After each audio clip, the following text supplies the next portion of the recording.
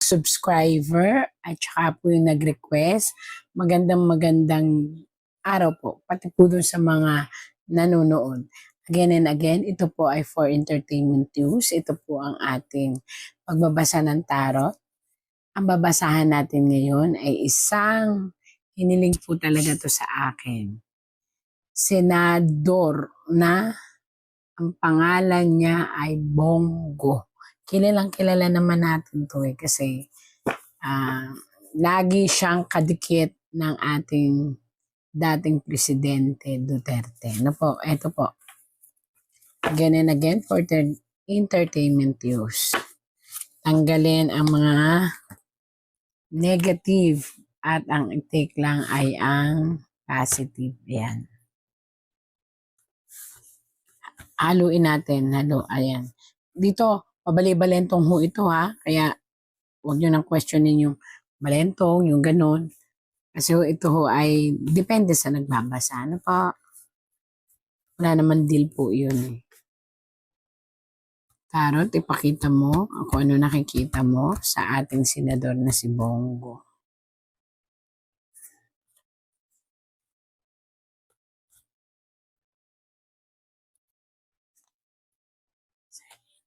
Yan. Ito po ang kinuha ko na tarot. Medyo ano yan. Pakita mo sa akin, tarot. Magsasabi ka sa akin ng totoo at ipakikita natin sa buong mundo kung ano nakikita natin. Kung makikita nyo po, ito ay gumuguhong pag-asa. Ito po ay kanyang nararamdaman pero ipinaglalaban niya. Kaya nga po nakatayo siya. Nakatayo itong tore na ito. Gumuguhong pag-asa ito sa kagustuhan niya na matulungan ang ating dating presidente na makauwi at mabigyan ng hustisya.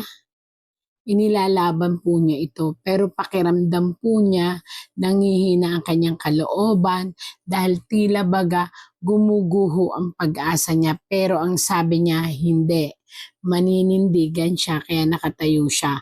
Kung nakaganyan po, ibig sabihin niyan susuko na siya. Kaso nakaganyan po.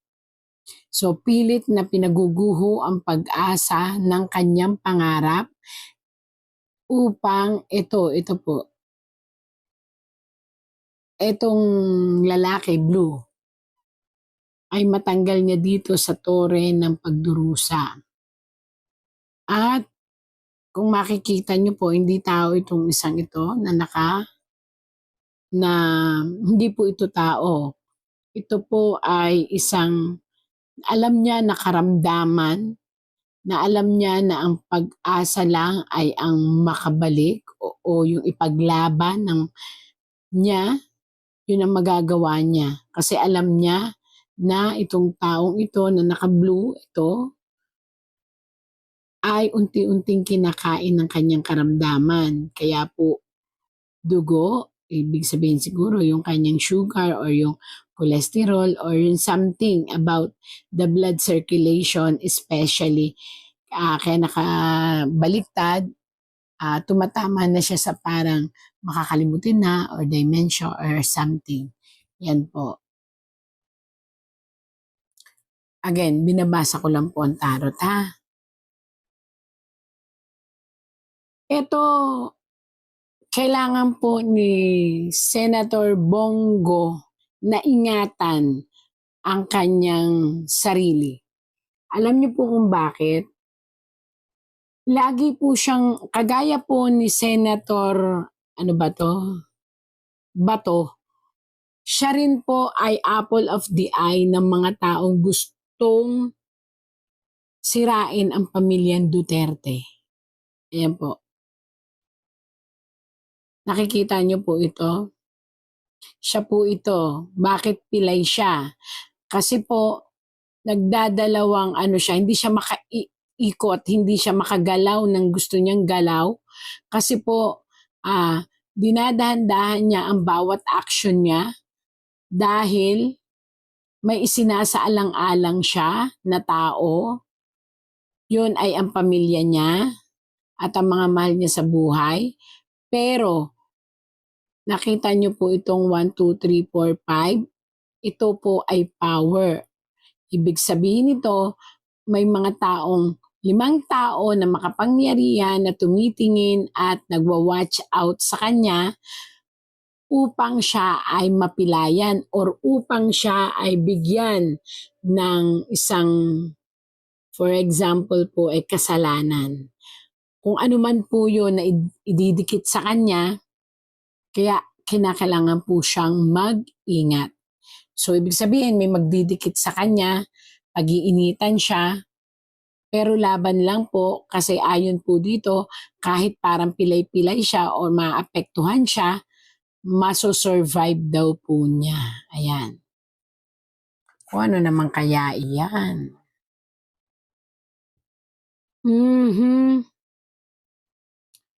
Panukalang batas ito. Marami siyang isusulong na batas na ito ay tungkol pa rin sa pagpapatuloy ng kontrobersyal na pagkalkal tungkol sa mga anomalya ng gobyerno. Ito dito medyo delikado siya. Kaya po nakita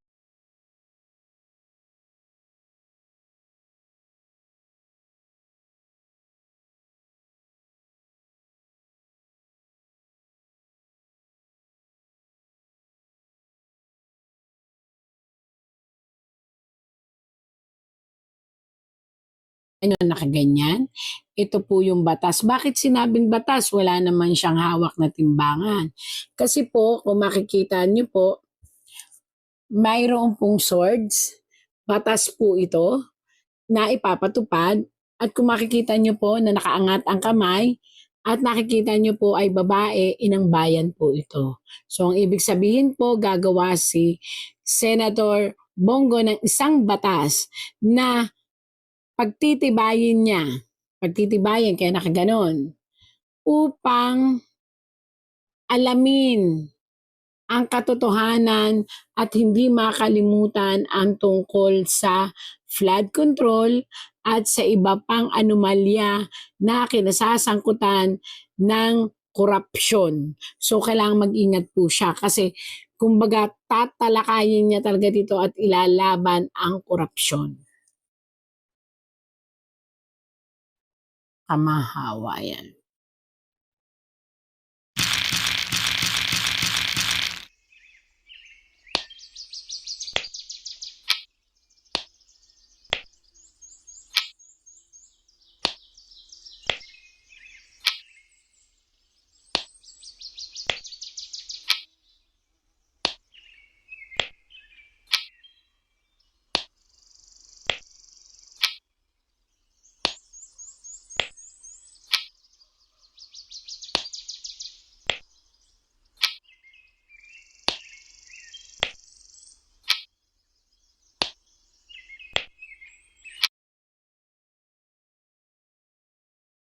Ay sus Mariosep.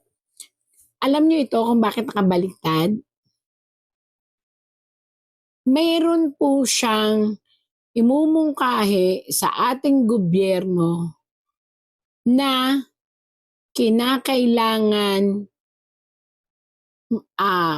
ito'y tungkol sa isang lalaki. Siya mismo magmumungkahi po na kinakailangan na itong lalaking ito,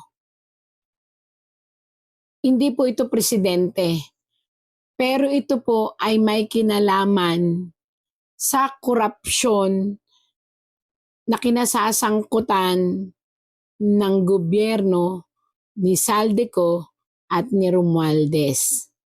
Ibig sabihin po nito, siya po ay gagawa ng paraan upang si Mr. Romualdez at si Saldico ay maiharap sa publiko. Pero may kasama po siya na lalaban. Ito po. Maaring ito ay kasama niya sa mga senado, pero tandaan niyo po, sa pamamagitan po ng pagiging determinasyon ni Senador marami pong mga senado ang susunod sa kanya.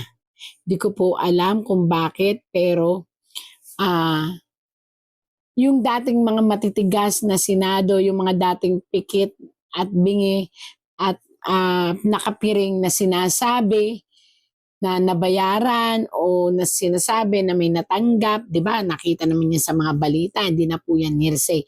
Sinasabi ko lang po. Dito po nagtataka ako bakit susuportahan nila si Mr. Bongo sa isang panukala tungkol po kay Romualdez at kay Saldico. Di ko po alam kung anong batas na gagawin nila. Yan po. Pero ang magpapasimuno po ng batas na yon na paglilitis o pagkalkal na ipagdidiinan niya ay si Sir Bongo. Di ko alam kung bakit lumabas na siya talaga. Pero may mga senado pong nasa paligid na susuporta rin. Magkakaisa po. Okay?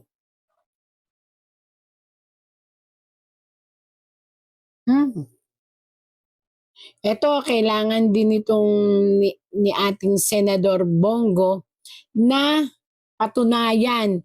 Ito po ay isang biglaang pagbibintang sa kanya na kailangan niyang malusutan. Maaring ito po ay pamunuan ng isang tao. Shadow pa po siya eh. Pero ito pong taong ito ay pipilitin na ito, nakita nyo ito? Yan po ay karangyaan. Yan po ay karangyaan. Tapos siyang po ay yun yung ating dating presidente na si Duterte. So may isang tao na mag-aano sa kanya na gagawa ng isang demanda. Demanda po ang lumalagay dito o reklamo kung saan dapat daw niyang patunayan katulad ni Senador Bato na wala rin siyang kinalaman sa anumang hakbangin o dating ginawa ng dating Presidente Duterte tungkol sa paglaban sa droga. So, may isang taong nanggigigil na idiin din siya. Sino kaya itong taong to? Hindi naman ito actually, nakaupo rin siya. Kasamahan din nila ito. Wala siyang mukha, wala pa siyang lalaki po siya. So, mag-ingat po. Mag-ingat. Or, kung wala naman silang itinatago, di patunayan na lang niya, ilabas na lang niya para malinis ang kanyang pangalan. Ito po'y parating sa kanya. Yan.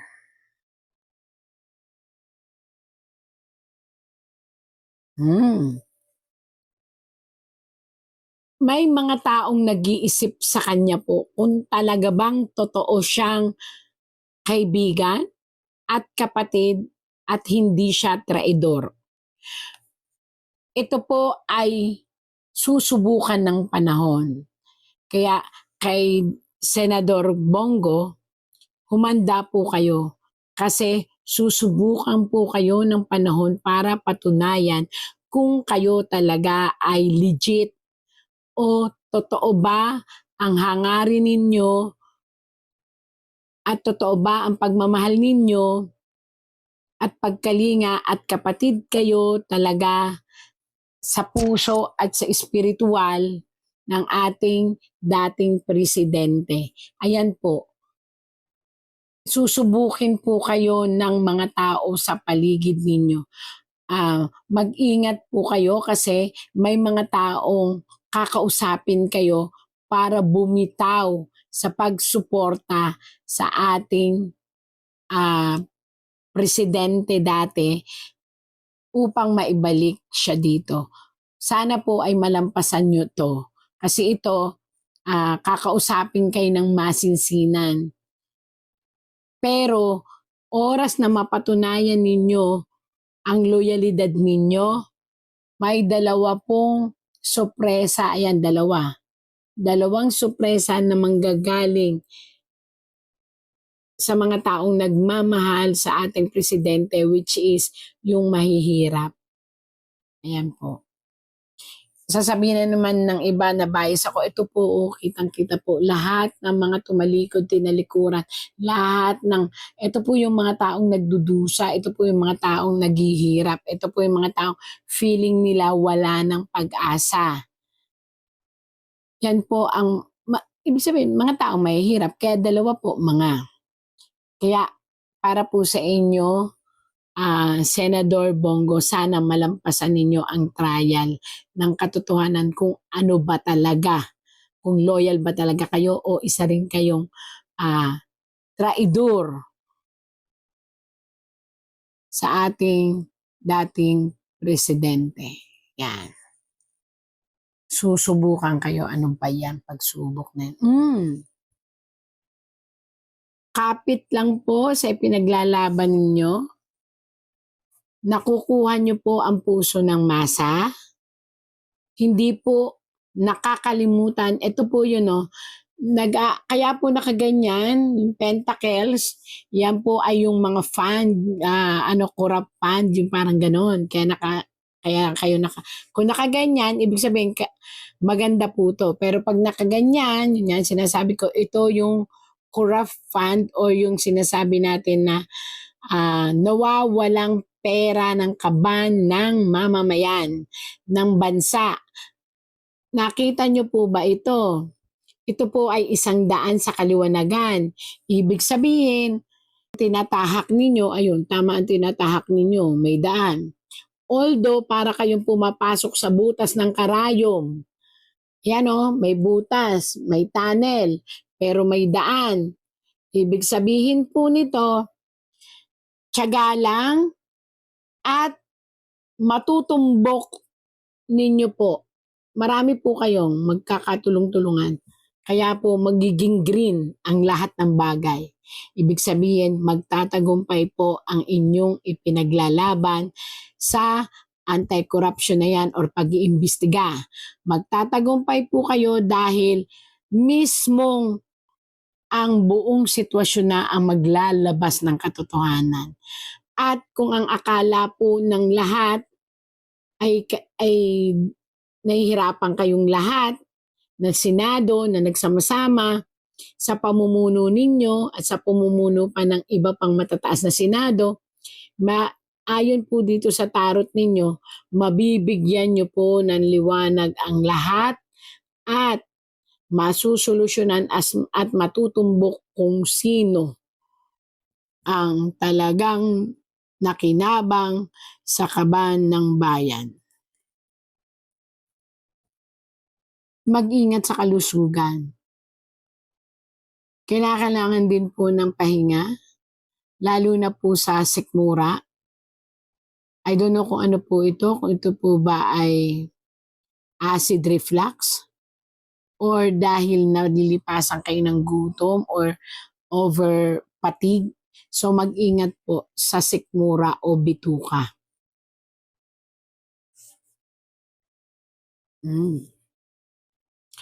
Ito ay isang pagpapahayag, ito po, ng paglaban.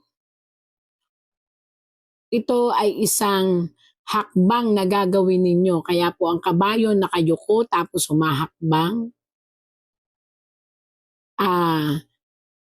Dahil ito ay pipilitin ninyong malaman at hindi kayo titigil kung ano talaga ang magiging sagot ng ating gobyerno sa pag-uwi ng ating dating presidente.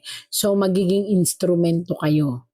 Ipapakita ninyo na talagang ang paghahangad ninyong maibalik ang dating presidente ay malinis. Ayan po.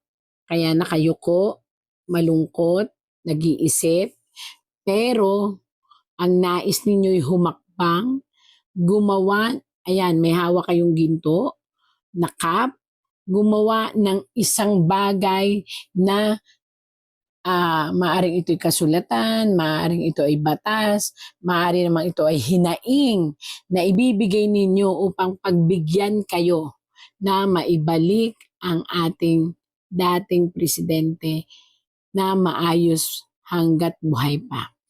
Ayan, gagawa po kayo ng talagang matinding desisyon. Kakausapin nyo talaga ang matataas lahat. At mukhang magtatagumpay naman po kayo. Huwag lang susuko. Kaya lang po ang masakit dito po, napakalaki ng tiwala po sa inyo ng ating dating presidente. Kaya nakita po dito, kumbaga mula pa matagal na siguro, kakilala na kayo. Ayan, ini-offer niya sa iyo ang kanyang tiwala. Ang gusto niyang mangyari hanggang sa dulo, hanggang sa mawala siya sa mundong ibabaw, ay ito po, bata, babae. Hanggat maaari kung anong suporta ninyo sa kanya, ay isuportahan nyo rin po ang anak niyang babae. Ayan, yan. Ang liwanag, di po ba, ng sinasabi? Yan. Kailangan nyo daw suportahan ang kanyang anak na babae para sa kanya. Mag-ingat na naman. Naku, ano ba ito? Mag-ingat po. May isang problemang ibabato sa inyo. Hindi ko alam kung ito ay sa lifestyle or ito ay sa matinding ano po ito. Ito ay itong kasi mga ano po ito, natatagong yaman. Or ito ay isang batas na kanina 'di ba nag-uugnay sa drugs. Ito naman po ay sa mga kabuhayan. Ibig sabihin, maaaring gumawa po ng istorya o bigyan kayo ng isang problema tungkol po sa pondo na ipinagkakaloob sa inyong opisina. At kayo po ay pagpapaliwanagin at pag-iinitan ng mga taong gusto po kayong umalis, mawala ng pangalan bilang isang senado. Yun po, kaya mag-ingat po. Mag-ingat po.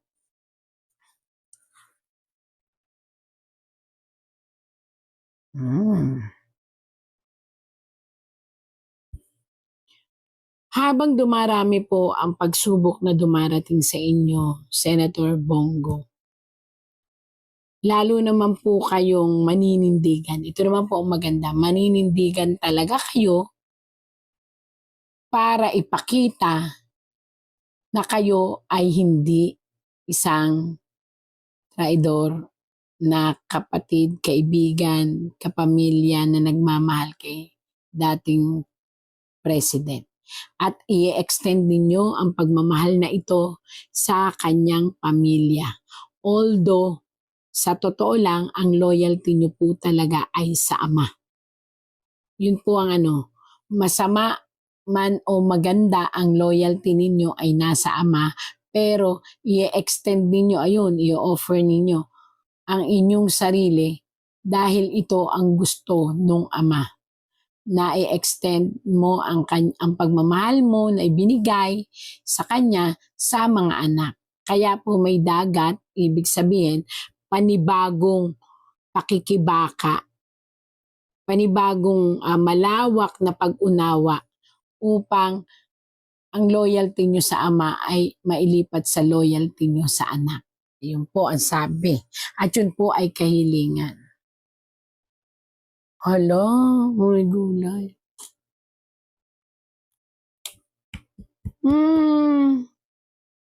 Hindi ko alam bakit lumabas ito sa inyo.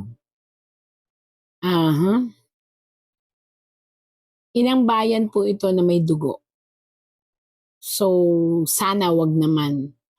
Pero nakita po rito ang isang trahedya sa Pilipinas. May mangyayari pong trahedya sa Pilipinas. Inang bayan po yan. Nakaupo. Bakit inang bayan? Di ho ba babae represent natin ang inang bayan? Nakita niyo ang corona niya. May dugo po. So, maaaring may dumating na isang trahedya sa Pilipinas sa pamamagitan ito ng hindi naman sobrang madugo, pero trahedya talaga. At itong pangyayaring ito ay maaaring maganap dahil po sa isang taong uuwi na magiging malungkot ang sambayanan. Di ko alam. Sana wag naman po. Pero tarot lang po ito. Ayan po. Isang trahedya ang magaganap sa Pilipinas dahil isang uuwi. Sana hindi ito yung, wala naman sinabi kung sino eh.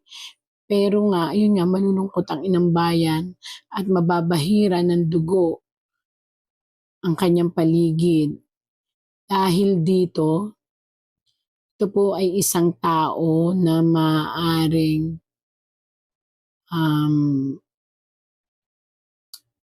magiging chaotic ang mga tao, magiging mainit ang mga tao. Di ko po alam kung ano po ito, basta may mangyayari po ganun. Sana naman po ay hindi ito sobrang magdulot ng malaking problema sa ating bansa. Ayan. Lungkot naman nun. Ba't naman lumabas yun? And again, kung kaya nyo pong ipaglaban talaga na makauwi si dating presidente, ito po, lalaki, na ngayon po ay may dinaramdam na sa kanyang memory. Ayan po, nakabaliktad na at ang kanyang sugar level. Ayan po, ang kanyang cholesterol, diabetic, pula po, diabetic sugar. Sa dugo, kumakalat po siya. At the same time, ang kanya pong ulo ay paiba-iba na. Yung ibig sabihin ay nasa memory na niya ng katandaan. Sana po magawa niyo po talaga, Mr.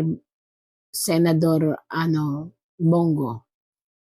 Kasi lumabas po nito na parang ito po ay magkaugnay. So, ang ibig sabihin po nito ay maaaring ito ang maging dahilan nitong bloody na to pag ito ay nawala. So, sa inyo po yung lumabas ko. So, sana po ay magawa nyo ng paraan na maibalik. May pakiusap ninyo na maibalik talaga para hindi mangyari ito.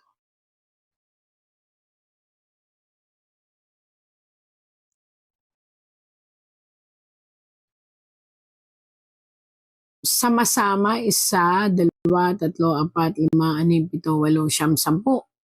May 10 kabataan, ayan po kabataan, nalalabas at tutulong sa inyo upang maipaglaban ang lahat ng anomalya, ang lahat ng nabuksan ng Senado na korupsyon. Kung doon po dati sa iba ay 6 or 7 kabataan, kayo po 10. 10 matitikas na lalaki na may pananandigan ang magsasama-sama. Siguro kasama, bata't matanda po ito pero matitikas na bata yung iba. So, sa 10 ito, 1, 2, 3, 4, 5, 6, 7, 8, 9, 10. Sa 10 ito, dating luma at bagong Senado, ibig sabihin, mga kabataan at kahalo na yung iba pang Senado na talagang matagal na pero matitikas, magagaling, matatalino. Ang hahangaan ng sanlibutan ng Pilipinas. Sanlibutan ng Pilipinas, buong Pilipinas hahanga kasama ninyo. Kapag ito po ay inyong nagawan, kaya may daan, kapag ito po ay nagawaan ninyo ng paraan lahat ng Senado na maliwanagan at marating na maibalik ang lahat ng mga nawala sa Pilipinas. Pero kinakailangan po ito ay pati ang taong kumbaga punot dulo, ay mailabas nyo. At mangyayari daw po yun. Ay, salamat, mangyayari daw. Ano ba yun? So, puro po problema ang lumabas kay Senador Bongo. Siguro nga talagang lumalaban sila lahat. Hindi lang po siya, pati po yung ibang mga senado lumabas din dito. Again and again po, ito pong aking pagbabasa ay para po sa lahat. Itapon ang pangit, kuhanin ang maganda. At may isa pong hiling sa akin. Meron pong natarot ako dito na hindi dapat masama kay Mr. Bongo, pero ito po ay hiniling din sa akin ng isang tao, subscriber, ano daw ang nakikita ko. So ito po, tatlo po itong dugo ang puso. So ibig sabihin po ito, mag-ingat po ang dalawang bansa. Ayan, mag-ingat po ang dalawang bansa na maaring magkaroon ng matinding iringan na mapunta, pag hindi nagkasundo ay mapupunta sa kera or labanan at maapektuhan ang mga Pilipino at Pilipinas. Ito po ay ang Japan at ang China. Ito po ay nakita ko kanina pero hindi ko pinansin dahil kay Bongo nga. Ngayon, ito po ang sasabihin ko. Pangalawang bansa, muling magiinit ang Iran at Iraq. At ang pangatlong bansa, maiipit po ang Pilipinas. Bakit tayo maiipit? Kasi po, mayroong pagsubok na dadating sa Pilipinas tungkol po sa isang taong mahal ng buong bayan. Ito po